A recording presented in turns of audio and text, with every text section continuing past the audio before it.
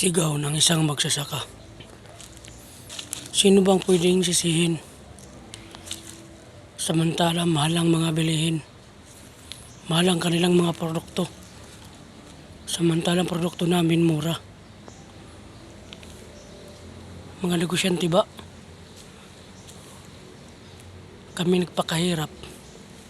Samantala sila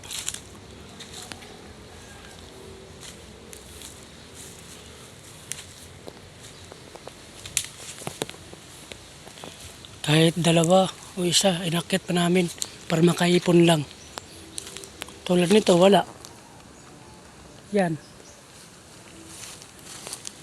Kahit isang piraso, inakit lang namin para makaipon. Pagdating doon sa bintahan, tataraan pa ng ilang kilo. Wala nang pagod namin. Sakto lang. Ngayon kulang ang mga bunga ng nyug. Wala. Sa sunod wala na.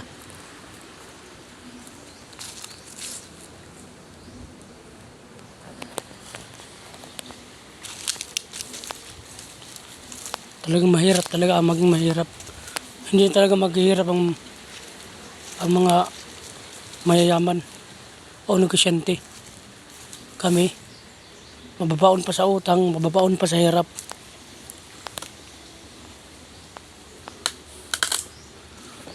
Diyos ko talaga.